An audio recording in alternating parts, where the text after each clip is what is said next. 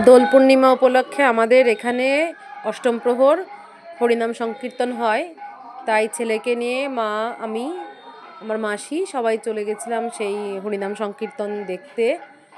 তা সত্যি বলতে গিয়ে যে মনটা এতটাই ভালো লাগছিল যে কিছু বলার নেই। কারণ যারা যাও হরিনাম সংকীর্তন শুনতে তারাই জানো যে মনটা কতটা বিভোর হয়ে যায়। দূর থেকে অতটা বোঝা যায় না, কাছে গেলে যেন সত্যি হরিনামের যে কি জাদু সেটা কাছে গেলেই বোঝা যায়।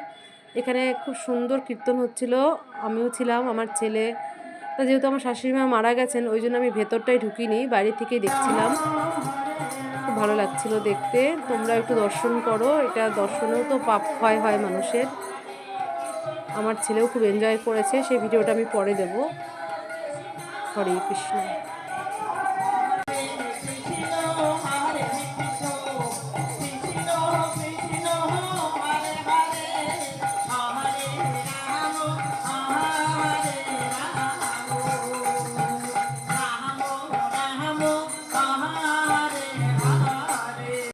সন্ধ্যা আরতির পর এখানে ওই সবাই লুট মানে হরি লুট ছেটায় আর কি, মানে বাতাসা আমার মাও দিচ্ছিল। তা আমার ছেলেকে বলছিলাম তাই যে একটু হরি লুট নাও, এখান থেকে ও তো দেখেনি কখনো আগে এরকম জিনিস, কারণ কলকাতায় এসব জিনিস খুব কম দেখতে পাওয়া যায়।